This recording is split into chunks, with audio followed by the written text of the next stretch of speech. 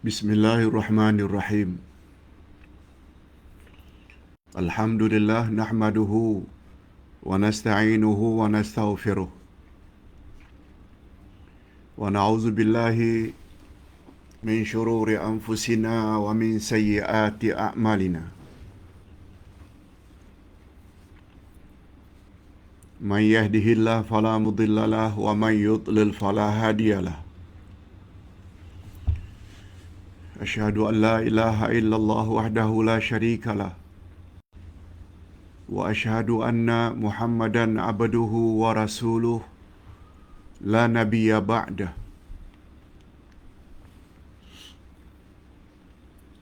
Allahumma salli wa sallim ala nabiyyina Muhammad wa ala alihi wa sahbihi ajma'in, amma ba'd.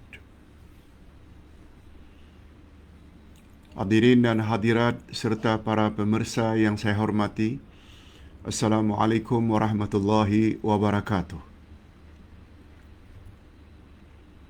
Alhamdulillah, kita bersyukur kehadirat Allah Azza wa Jalla, sebab pada pagi ini kita belajar tafsir surat Al-Fatihah ayat yang kelima, yaitu A'udzubillahi minasyaitonirrajim. Iyyaka na'budu wa iyyaka nasta'in. Hanya kepada Engkau kami beribadat dan hanya kepada Engkau kami memohon. Hadirin dan hadirat serta para pemirsa yang saya hormati,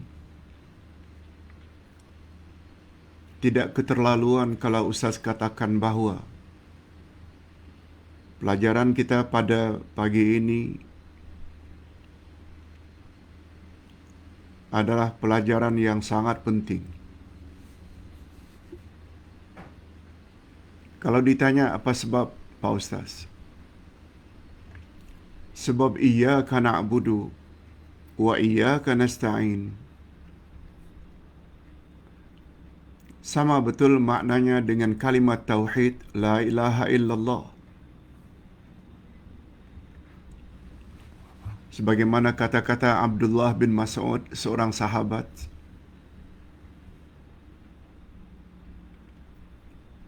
surah yang paling penting dalam Al-Quran adalah Al-Fatihah. Itu sebabnya surat Al-Fatihah dipanggil dengan Ummul Quran, induk Quran, ibu Quran, atau Ummul Kitab.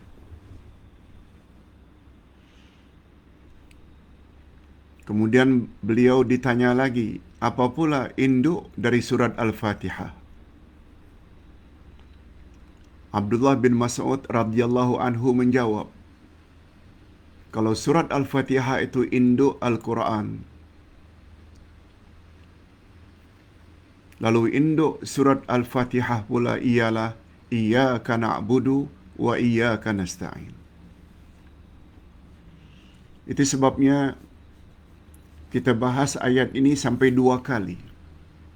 Bahagian pertama dan bahagian kedua hari ini.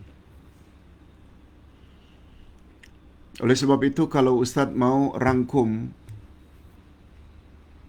rahasia di balik ayat Iyyaka na'budu wa iyyaka nasta'in, semuanya ada 10. 5 sudah kita bahas pada bahagian pertama. Dan kita akan bahas lagi insya-Allah 5 berikutnya pada pagi ini.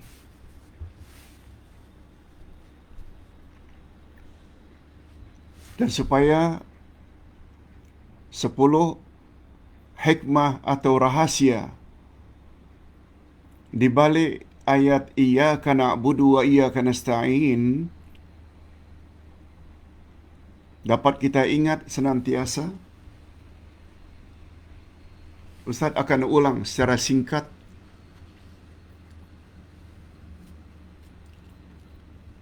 5 rahasia yang kita telah bahas sebelumnya secara singkat.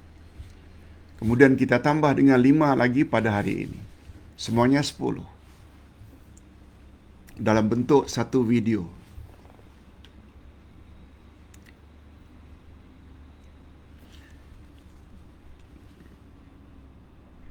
Adapun rahasia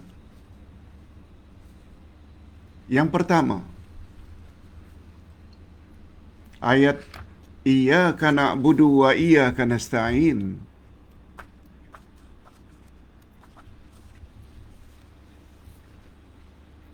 Karena ayat tersebut membawa makna kalimat tauhid, la ilaha illallah. Semua kita tahu maknanya tiada Tuhan yang berhak disembah melainkan Allah.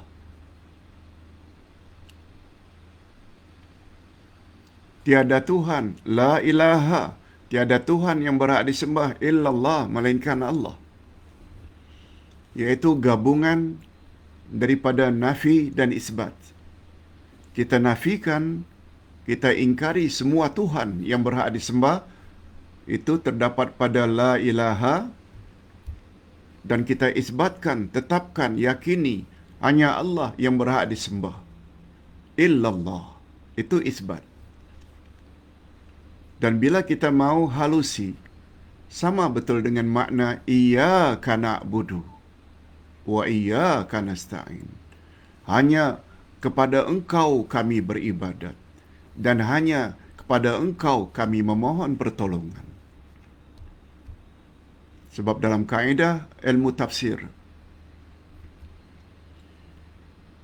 mendahulukan objek daripada subjek membawa makna pengkhususan.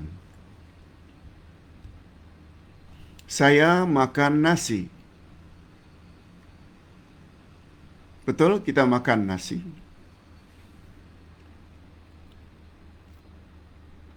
Tapi makna kalimat hanya nasi yang kami makan, dia membawa makna berbeza. Kalau kami makan nasi, betul, makan nasi. Bukan roti canai. Tapi dalam ungkapan kami makan nasi, kami juga makan lauk pauk, sayur mayur, buah-buahan. Tapi beza dengan hanya nasi yang kami makan, nasi saja. Disitulah rahasia mengapa kita tidak sebut na'buduka, kami menyembah engkau, tapi iyyaka na'bud, hanya engkau yang kami sembah. Exactly sama betul dengan kalimat tauhid la ilaha illallah. Yang kedua,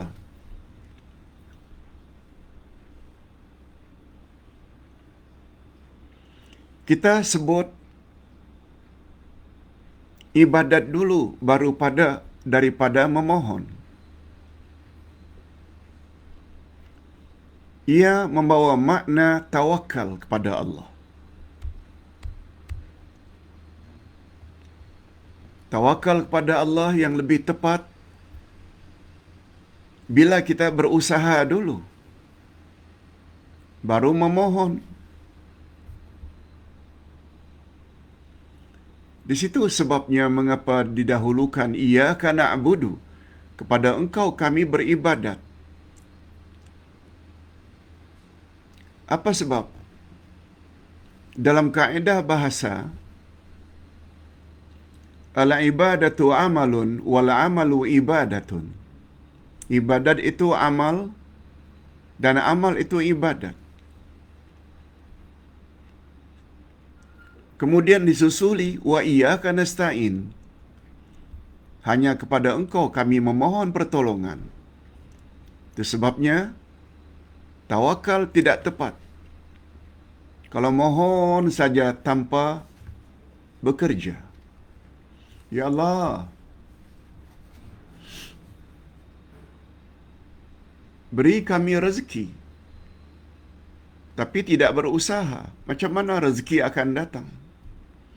Sebagaimana teguran Umar bin Khattab kepada para sahabat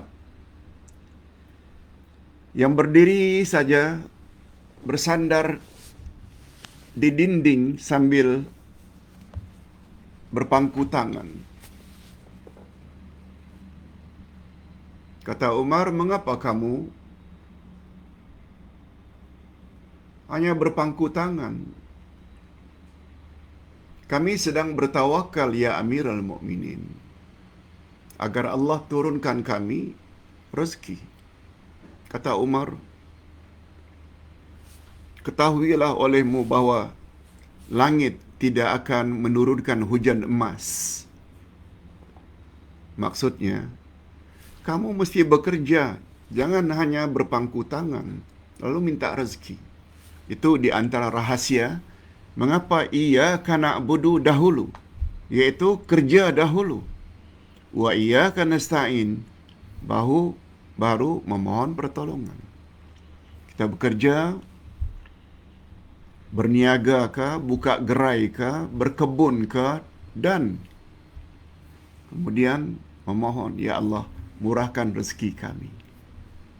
Itu baru tawakal yang betul. Yang ketiga, kita sebut iyyaka na'budu wa iyyaka nasta'in. Kepada Engkau saja kami beribadat dan hanya kepada Engkau saja kami memohon pertolongan. Mengapa kita baca kami padahal kita baca sendiri? Kadang-kadang salat sendiri.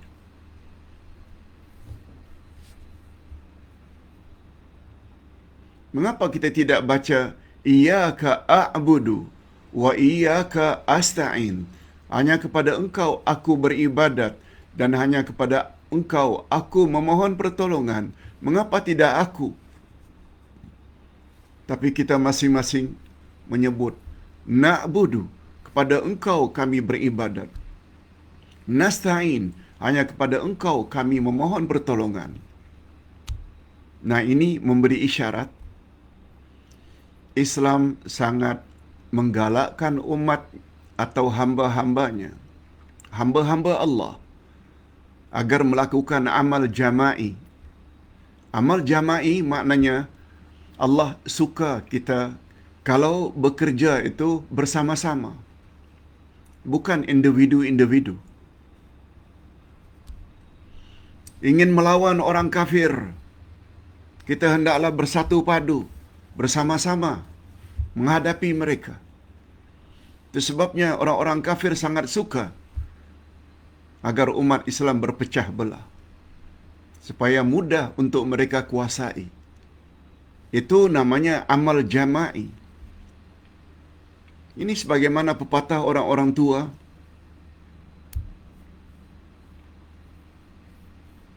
Apa dia pepatah orang tua? Bersatu kita teguh, bercerai kita roboh. Bersatu kita teguh, kokoh, kuat. Bercerai kita roboh. Coba lihat penyapu yang terdiri daripada puluhan atau 100 lidi diikat jadi penyapu. Coba patahkan. Kita tak akan mampu mematahkan penyapu yang terikat, yang terdiri daripada barangkali 75, 80, 100 lidi. Tak akan boleh dipatahkan. Tapi bila diceraikan satu demi satu, dengan mudah lidi itu dipatahkan. Itu rahasianya. Itulah pula rahasianya mengapa Allah Subhanahu wa taala sebut dalam surat Wal Asri, setelah menyebut innal insana lafi khusrin, sesungguhnya setiap insan itu dalam kerugian.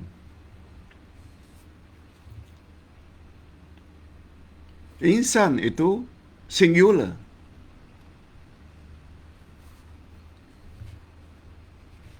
Jamaknya an-nas. Tetapi ketika membuat pengecualian, Allah Subhanahu wa taala tidak menyebut illa allazi aman wa amila wa tawasa bil haq wa tawasa bis sabr. Tak. Sesungguhnya seluruh manusia dalam kerugian kecuali jika dia beriman, jika dia beramal saleh, jika dia berdakwah menyampaikan kebenaran, jika dia bersikap sabar. Tidak begitu bunyinya. Tapi Allah sebut dalam bentuk jama'. Illal ladzina amanu, kecuali mereka yang beriman. Wa amilus salihati, dan mereka yang beramal saleh. Wa tawasau bil haq, dan mereka yang berpesan-pesan dengan kebenaran atau dakwah. Wa tawasau bis sabr, dan mereka yang sabar. Mengapa mereka? Padahal tadi disebut singular, insan, bukan annas. Lagi-lagi memberi isyarat. Kita disuruh supaya bersama-sama dalam membuat kerja-kerja yang disuruh oleh Allah. Bukan secara sendiri-sendiri. Sendiri-sendiri mudah dirobohkan.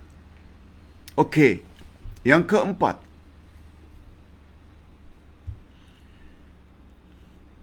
mengapa kita menyebut wa iyyaka nasta'in?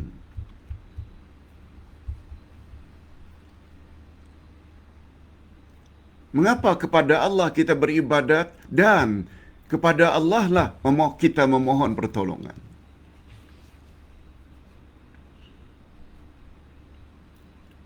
Karena kita mencontohi sikap para nabi.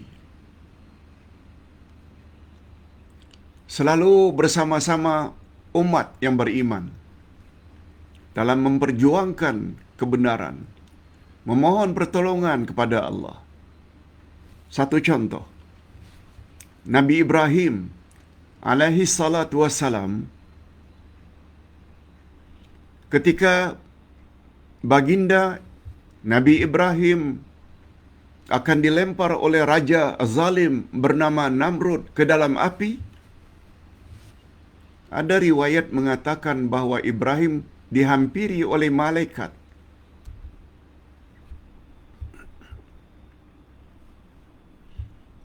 Lalu menawarkan bantuan. Kau perlu bantuanku, wahai Ibrahim? Ibrahim kata tidak. Aku makhluk, engkau juga makhluk, wahai malaikat. Aku hanya akan memohon kepada Allah Azza wa Jalla.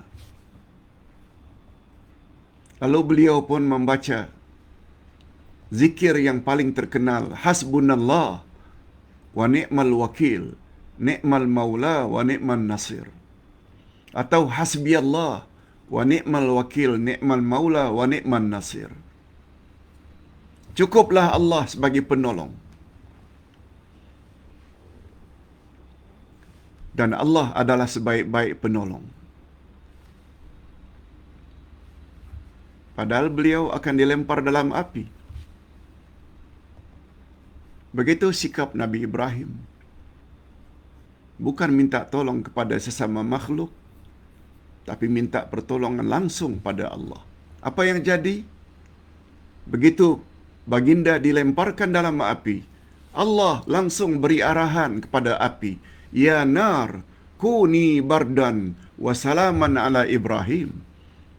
Hei api, sejuklah kamu, dinginlah kamu, dan selamatkan Ibrahim.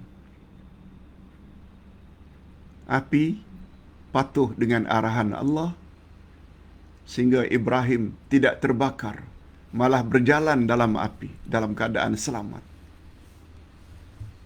Allahu Akbar. Itu isyaratnya.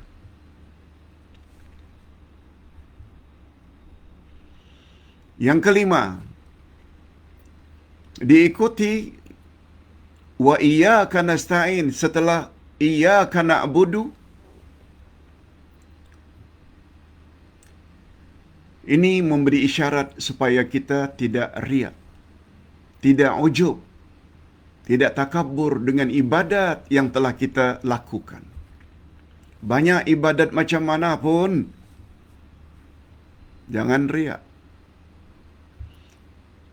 Sebab diterima atau tidak diterimanya ibadat yang kita lakukan, walau banyak macam mana, hak menerima ibadat itu adalah Allah. Itu sebabnya orang-orang yang faham, mereka tidak akan berbangga lalu menceritakan pada orang lain, saya telah buat ini, saya telah buat tahajud, saya telah buat ini, saya telah umrah sekian kali, saya telah baca Quran, khatam setiap minggu. No. Sebab sikap demikian boleh membawa kepada riya. Di sini antara lain hikmahnya mengapa setelah iyyaka na'budu wa iyyaka nasta'in. Sebab kita sangat memerlukan pertolongan Allah. Apalagi Nabi Muhammad sallallahu alaihi wasallam pernah bersabda, tidaklah sekali-kali amalanmu yang memasukkan kamu ke dalam syurga. Tidak. Bukan amalanmu yang memasukkan kamu ke dalam syurga. Lalu sahabat bertanya, wala anta ya Rasulullah, apakah Tuhan juga demikian? Bukan amalan Tuhan yang memasukkan Tuhan ke dalam syurga? Nabi hanya menjawab tegas, wala ana. Aku juga demikian. Bukan amalanku yang memasukkan ke dalam syurga. Tapi yang memasukkan aku ke dalam syurga adalah berkat rahmat Allah. Oleh sebab itu jangan terlalu bangga dengan banyaknya beramal saleh. Sebab yang punya otoriti, yang punya hak terima atau tolak satu amalan, itu otoriti milik Allah. Oleh sebab itu, bila kita beramal, walaupun terdapat di sana sini sedikit kekurangan ketika salat, ketika puasa, dan lain-lain, mudah-mudahan Allah terima juga berkat keikhlasan kita. Okey, itu 5 perkara yang telah kita sebut sebelum ini. Nah, sekarang kita akan bahas 5 perkara lagi. Apa dia yang ke-6, Pak Ustaz?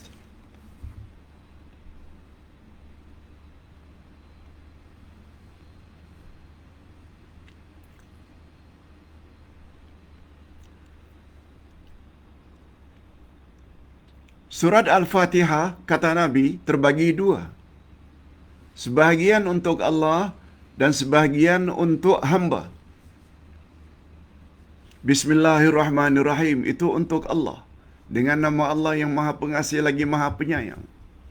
Alhamdulillahi Rabbil Alamin. Segala puji-pujian hanya milik Tuhan, pencipta sekalian alam. Ar-Rahmanir-Rahim, yang Maha Pengasih lagi Maha Penyayang.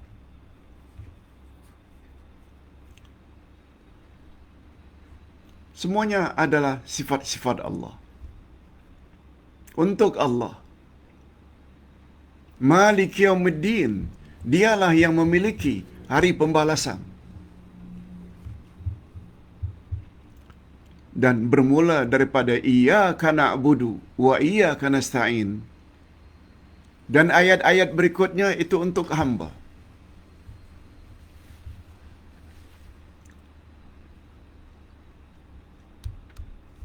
Khasnya iyyaka na'budu wa iyyaka nasta'in. Ibadat itu hak Allah.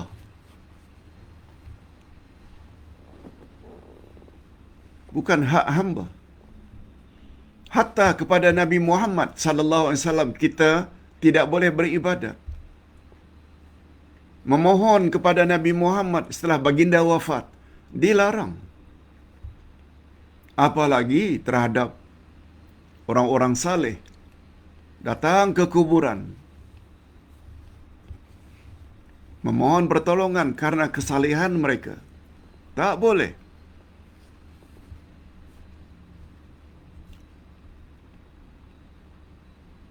Iyyaka na'budu wa iyyaka nasta'in.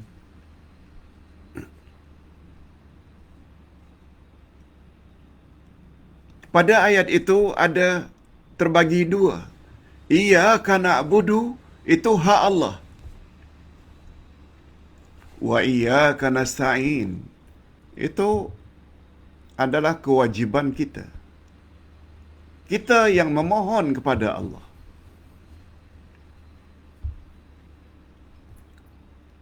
Allah Subhanahu wa taala berfirman, "Ud'uni astajib lakum." Berdoalah kamu kepadaku, niscaya aku kabulkan doamu. Kepada siapa kita berdoa? Kepada Allah.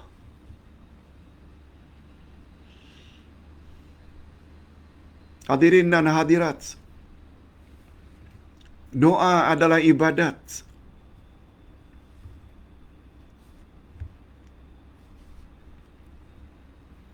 Nabi Muhammad sallallahu alaihi wasallam bersabda, "Ad-du'a'u huwal ibadah."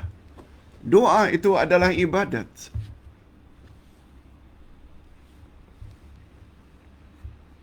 Oleh sebab itu, hati-hati. Masih banyak lagi dalam masyarakat yang mengatakan doa lain, ibadat lain. Pandangan itu salah.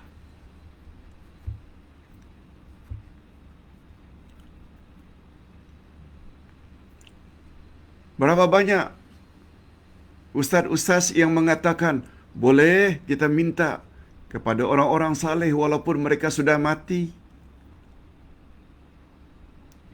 Jangankan kepada orang saleh, minta kepada Nabi Muhammad sallallahu alaihi wasallam, kekasih Allah, penghulu bagi semua nabi, penghulu semua rasul pun tak boleh. Lain halnya ketika beliau masih hidup. Itu sebabnya ketika kita ziarah kubur Nabi di Masjid Nabawi, kita hanya memberi salam. Assalamualaikum ayuhan Nabi. Kemudian salam kepada Abu Bakar. Kemudian salam pada Umar. Sebab kedua-dua mereka, khalifah pertama dan kedua meninggal dunia, kuburnya berdekatan dengan kubur Nabi. Salam, bukan meminta. Apa sebab? Sebab memohon atau berdoa itu adalah ibadat. Tanpa kita sadari,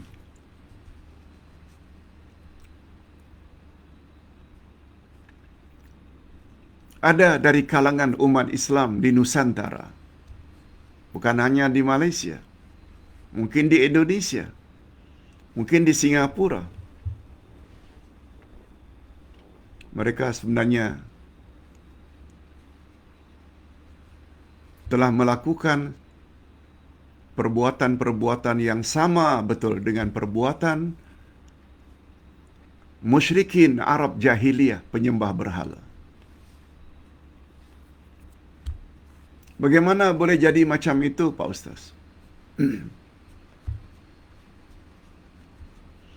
Al-Quran menyebut bahwa Allah Subhanahu wa taala suruh Nabi larang musyrikin Mekah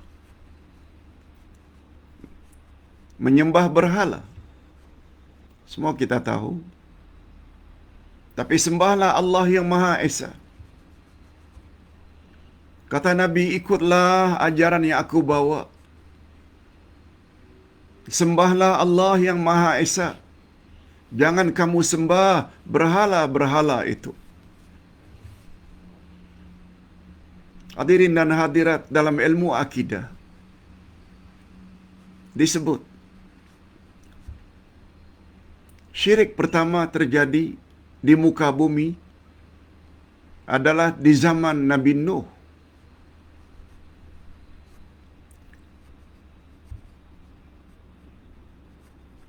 Setelah Nabi Nuh meninggal dunia,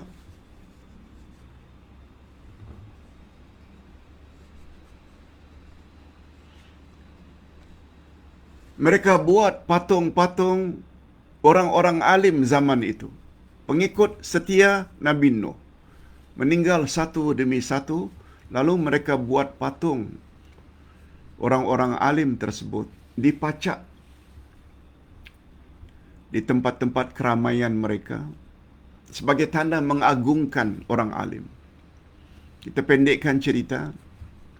Ustaz ada sebut kisah itu pada buku Akidah Ahlussunnah wal Jamaah jilid 1. Sejarah munculnya syirik pertama di atas muka bumi.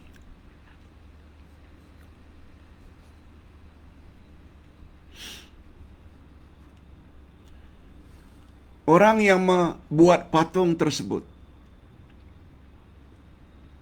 mereka tahu itu patung alim ulama. Begitu juga anak mereka, cucu mereka. Tapi sampai generasi yang keempat, kelima, mereka mula diganggu dan digoda oleh syaitan. Patung-patung sekian itu bukan sembarang patung. Itulah Tuhan kamu. Oleh sebab itu, sembahlah patung-patung itu. Di situlah akhirnya bermula penyembahan patung, berhala. Semua berhala-berhala itu adalah nama orang. Ada berhala namanya Uzza, berasal dari nama orang Aziz. Lata, nama orang itu ilah. Munat, nama orang alim itu Mannan. Semua nama orang-orang saleh. Akhirnya mereka sembah. Itulah berulang-ulang akhirnya sampai di zamannya Abu Jahal, Abu Lahab. Ada 360 berhala di sekitar Kaabah yang mereka sembah. Nah, ketika Nabi Muhammad sallallahu alaihi wasallam datang, jangan sembah itu berhala-berhala. Jangan sembah itu kuburan-kuburan orang-orang yang baik dari kalangan kamu. Jangan sembah. Apa kata mereka? Ma na'buduhum illa liqarribuna ila Allahi zulfa. Hei Muhammad, jangan salah faham. Kami bukan menyembah mereka.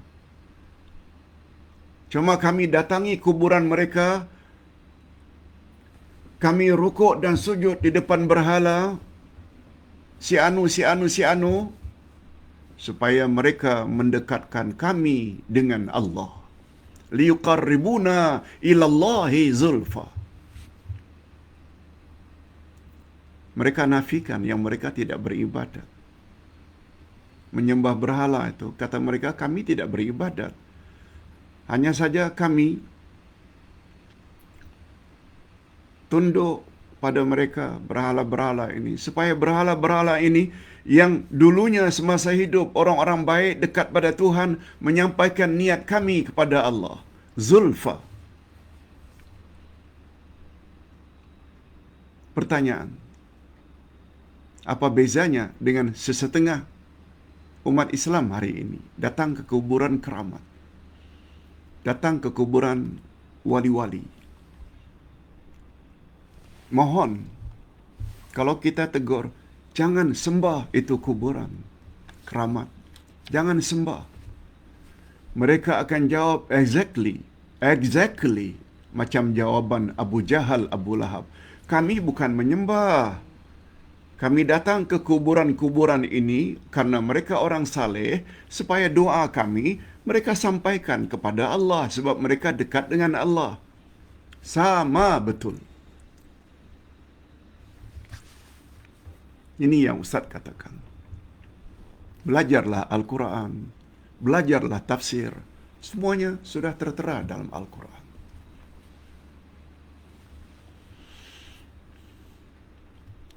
Itu sebabnya hadirin dan hadirat rahimakumullah. Jangan kata bahwa ibadat itu, jangan kata memohon pertolongan atau berdoa itu bukan ibadat. No. Malah ada satu hadis, walaupun derajatnya dhaif. Apa kata Nabi? Ad-du'a'u mukhul ibadah. Doa itu adalah otaknya ibadat.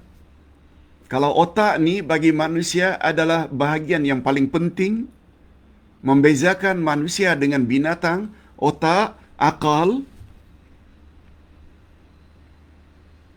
Nabi pernah katakan doa itu otak ibadat.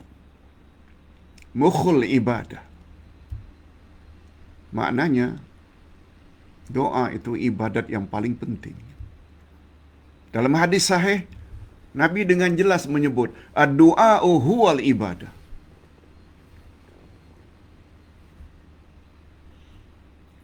Selanjutnya, hadirin dan hadirat,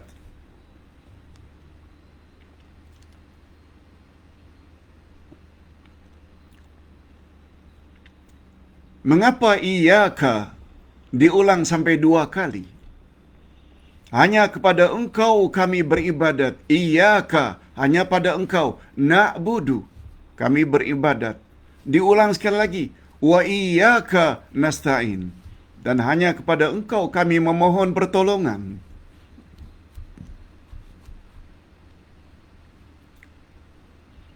Dalam kaedah ilmu tafsir,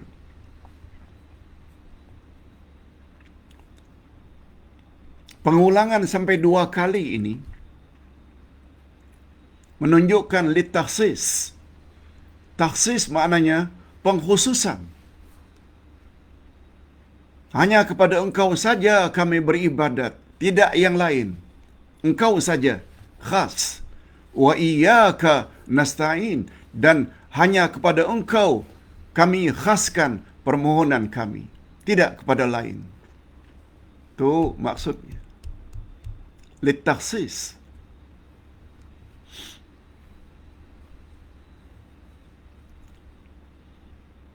Sebagai contoh,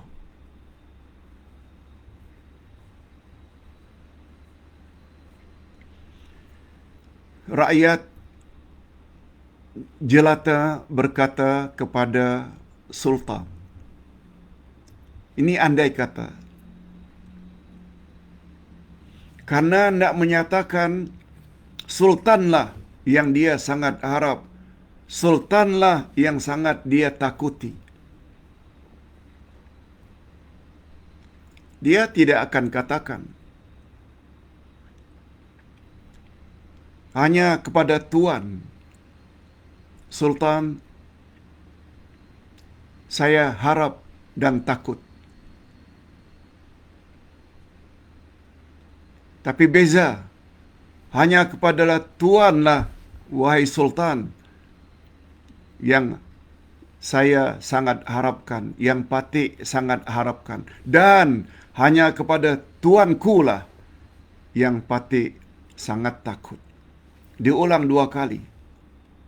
Hanya kepada tuanku lah Patik mengharap. Dan hanya kepada tuanku lah yang Patik sangat takut. Bila pengulangan itu sampai 2 kali, dia tak sama. Hanya kepada tuan lah Patik mengharap dan takut. Itu sebabnya kita tidak baca iyyaka na'budu wa nasta'in. Tapi kita ulang sekali lagi. Iyyaka na'budu wa iyyaka nasta'in. Ini sama halnya dengan ayat 59 dari surat An-Nisa. Ya ayyuhalladzina amanu atii'ullah wa atii'ur rasul. Hei orang-orang beriman, taatlah kamu kepada Allah dan taatlah, diulang sekali lagi, kepada Rasul. Tapi tidak ada ati'u, taatlah di depan ulil amri, para pemimpin. Tak ada ati'u di depannya. Ustaz baca secara lengkap. Ya ayyuhalladzina amanu ati'ullah wa ati'ur rasul wa ulil amri minkum. Ini memberi isyarat. Pengulangan sekali lagi ati'u di depan Rasul setelah menyebut ati'u di depan Allah. Maknanya mentaati Allah wajib, mutlak. Tak boleh bangkang. Bangkang kafir. Mentaati Rasul juga mutlak. Tak boleh bangkang. Bangkang murtad. Tapi tidak ada ati'u di depan pemimpin ulil amri. Sebab ketaatan kepada ulil amri sama ada dia pemimpin keduniaan atau pemimpin agama bersyarat. Selagi tidak bercanggah dengan kehendak Allah dan Rasul. Apalagi dari sudut lain, taat pada Rasul bermakna sama dengan taat kepada Allah.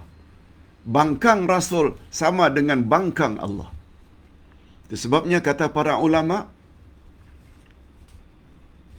satu hak saja, sama, exactly, antara hak Allah dengan hak Rasul. Satu saja, iaitu hakut ta'ah, hak ketaatan. Sebab Nabi Muhammad, beliau adalah Rasulullah. Itu sebabnya kata Nabi, man ata'ani faqad ata' Allah. Siapa taat padaku, itu bermakna dia taat pada Allah. Siapa yang ingkar kepadaku, ia juga membawa makna ingkar terhadap Allah. Okey. Poin berikutnya,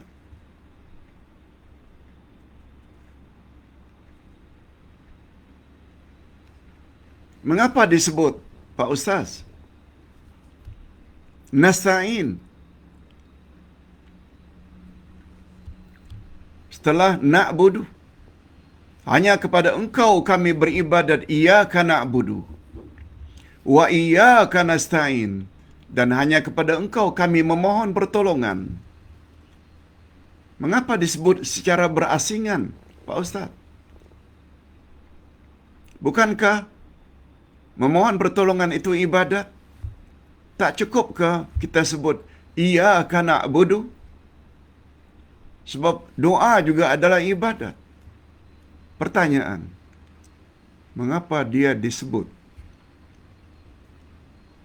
setelah kita menyebut na'budu? Mengapa kita sebut lagi nasta'in?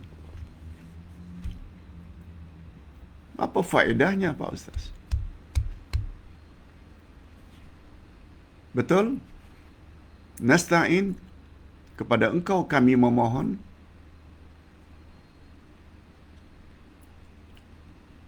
Na'budu, kepada engkau kami beribadat. Mengapa disebut lagi nasta'in setelah na'budu? Padahal nasta'in, memohon pertolongan, adalah bahagian dari ibadat. Nah, di sinilah kita perlu kepada belajar ilmu tafsir. Kaedah ilmu tafsir atau kaedah bahasa Arab menyebut, apabila yang menyambung adalah bahagian daripada yang disambung,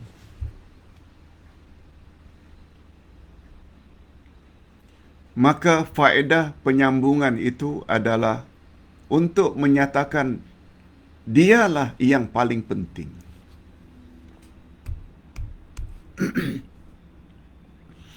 A dan B. Betul tak? B maknanya menyambung A. Itu sebabnya dan itu dalam bahasa kita disebut kata sambung.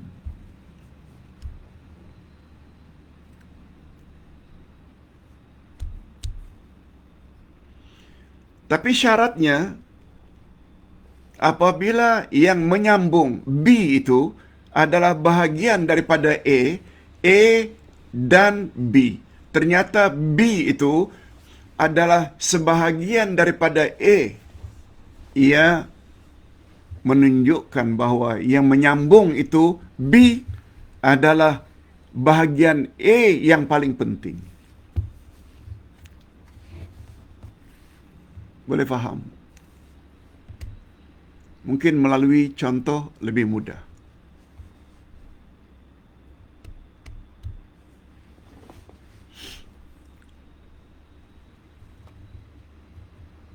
Apa dia, Pak Ustaz? Allah Subhanahu wa taala berfirman, Allah Subhanahu wa taala berfirman. Al-Baqarah 238. 238. Al-Baqarah. Hafizu 'ala salawati was-salatil wusta. Peliharalah salat-salatmu dan salat yang di tengah.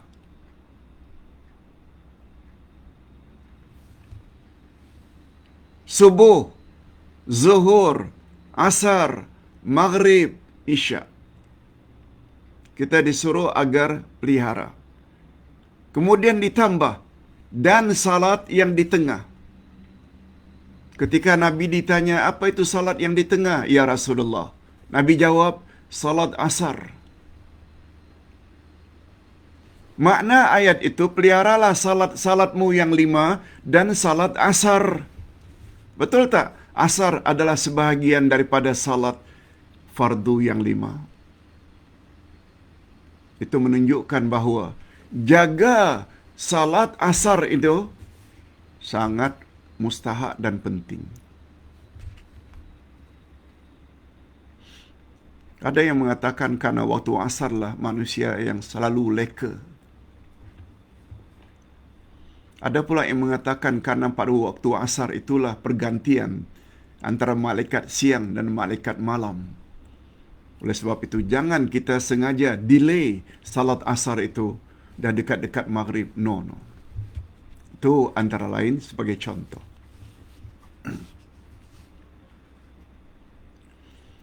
Oleh sebab itu, walaupun memohon atau doa sebahagian daripada ibadat.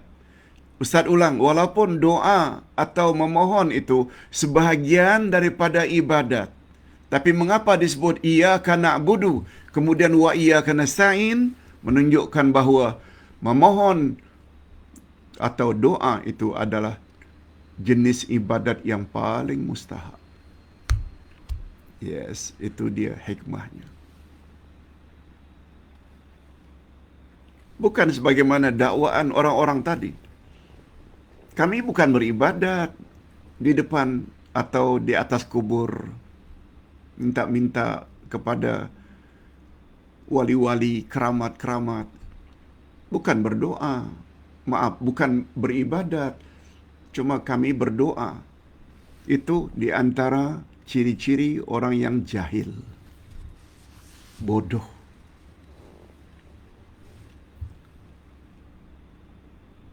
Di sini perlunya kita belajar tafsir.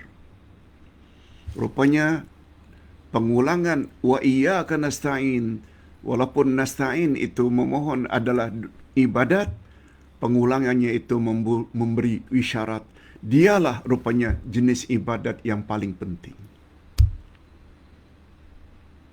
Tapi karena kejahilan, mereka sanggup berkata, kami bukan beribadat kepada kubur itu. Kami hanya memohon. Lihat, nampak sangat kejahilan mereka. Na'udzubillahi min dzalik.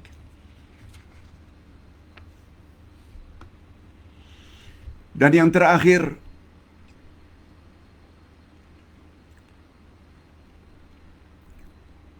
mengapa iyyaka na'budu wa iyyaka nasta'in disebut setelah 3 ayat sebelumnya?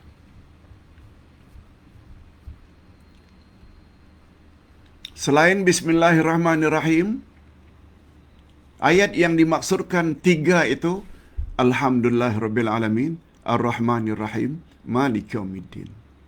Baru iyyaka na'budu wa iyyaka nasta'in. Mengapa? Kata Imam An-Nawawi, kata Imam Al-Ghazali, karena tujuan manusia beribadat ada 3 motif. Ada 3 sebab.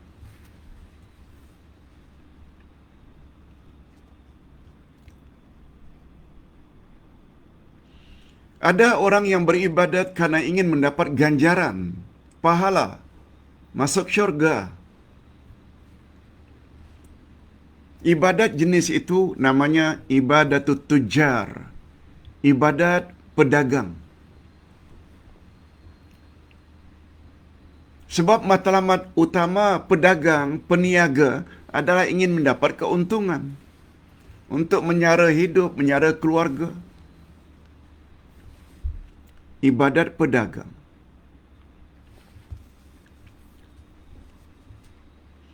Bila seseorang itu beribadat kepada Allah karena takut siksa, takut murka, takut masuk neraka, namanya ibadatul abid, ibadat hamba abdi. Apa sebab? Hamba, apa yang dia buat senantiasa karena takut majikan, takut bos. Karena takutlah dia akhirnya buat suruhan, jauhi larangan majikan. Takut. Itu namanya ibadat hamba abdi. Dan yang ketiga, bila seseorang itu beribadat karena ingin menyatakan rasa syukur dan terima kasih kepada Allah, lalu dia beribadat, itu namanya ibadatul ahrar. Ibadat orang-orang merdeka. Ibadat inilah ibadat yang paling penting. Motif inilah motif yang paling utama dalam kita beribadat. Ustaz ada sebut semalam, orang Quraisy, mereka diberi oleh Allah Subhanahu wa taala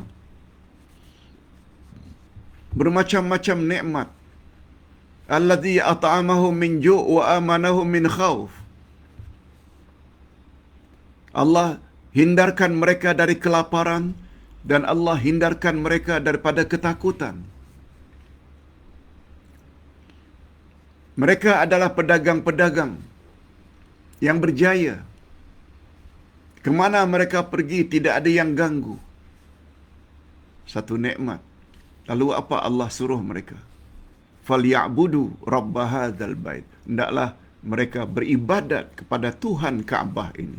Maknanya disuruh beribadat karena telah dapat nikmat. Inna a'tainakal kautsar, sesungguhnya kami telah berikan engkau nikmat yang banyak. Kemudian apa kata Allah? Fasalli lirabbika wanhar. Oleh sebab nikmat yang banyak kamu telah terima, hendaklah kamu dirikan salat dan berkorbanlah. Ada kaitan tak antara nikmat dengan kewajiban beribadat? Yes. Itu sebabnya Nabi Muhammad sallallahu alaihi wasallam pernah bersabda, karena ditanya oleh istrinya Aisyah, "Ya Rasulullah, mengapa Tuan kuat beribadat padahal Tuan telah dijamin masuk syurga? Kalaupun Tuan ada dosa, dosa-dosa Tuan telah diampuni oleh Allah. Mengapa Tuan bila beribadat begitu panjang, banyak, bila qiyamul lail sampai bengkak-bengkak tumit Tuan karena berdiri lama, baca ayat Quran sampai ratusan ayat. Mengapa ya Rasulullah?" Coba dengar apa jawaban Nabi. "Afala akunu abdan syakura." Aisyah, tak bolehkah aku jadi hamba Allah yang pandai bersyukur? Tu motif utama baginda beribadat pada Allah, karena ingin menyatakan rasa syukur. Baginda walaupun diangkat sebagai Rasul terakhir, tapi justru baginda lah yang mendapat gelaran penghulu semua Nabi dan penghulu semua Rasul, Sayyidul Anbiya wal Mursalin. Beliaulah orang pertama yang memasuki syurga sebelum Nabi-Nabi yang lain. Begitu dalam akidah. Ustaz ada jelaskan pada buku Akidah jilid 2 dalam bab syafaat. Nah, bila kita kaitkan Mengapa iyyaka na'budu wa iyyaka nasta'in dalam surat Al-Fatihah terletak setelah Alhamdulillah Rabbil Alamin? Betul tak? Alhamdulillah itu lambang syukur. Karena kita ingin mensyukuri nikmat Allah. Itu sebab kita beribadat iyyaka na'bud wa iyyaka nasta'in. Mengapa kemudian diikuti dengan Ar-Rahmanir Rahim? Yang Maha Pengasih lagi Maha Penyayang. Sebab rahmat Allah itu syurga.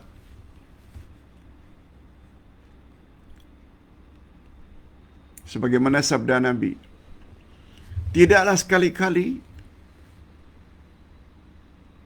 amalmu yang memasukkan kamu ke dalam syurga. Lalu sahabat bertanya, wala anta ya Rasulullah, apakah Tuhan juga demikian? Nabi jawab, wala ana, aku juga demikian. Bukan amalku yang memasukkan aku ke syurga, tapi yang memasukkan aku ke syurga adalah berkat rahmat Allah. Oleh sebab itu, bila kita sebut Ar-Rahmanir Rahim, maknanya motif kedua, kita beribadat karena ingin masuk syurga. Maliki Yaumiddin, Raja pada hari pembalasan. Tidak ada siapa yang boleh berkata-kata pada hari itu kecuali setelah mendapat izin daripada Allah. Betul tak? Timbul rasa gerun dan takut menghadapi hari berbangkit. Nah, motif ketiga kita beribadat karena takut mendapat murka Allah. Takut akan azab Allah. Mengapa didahulukan dengan Alhamdulillah? Baru mengharap rahmat Allah, baru takut pada hari pembalasan. Ia urutan ini memberi isyarat. Yang paling sempurna kita beribadat, hendaklah pendorong utamanya karena ingin menyatakan rasa syukur kepada Allah, sebagaimana yang Nabi tadi sebut. Yang kedua, karena memang mengharap masuk syurga, Ar-Rahmanir Rahim. Yang ketiga, memang kita takut akan azab Allah. Allahu Akbar. Cantiknya rahasia di balik ayat iyyaka na'budu wa iyyaka nasta'in. Mudah-mudahan hadirin dan hadirat, ceramah kita lengkap 1 jam tentang topik tafsir ayat yang kelima, iyyaka na'budu, yang membawa 10 hikmah atau rahasia. Kita ingat selalu ketika kita membaca surat Al-Fatihah. Mudah-mudahan dengan ingat selalu tafsir dari iyyaka na'budu wa iyyaka nasta'in akan menolong kita untuk dapat khusyuk dalam salat. Amin ya rabbal alamin.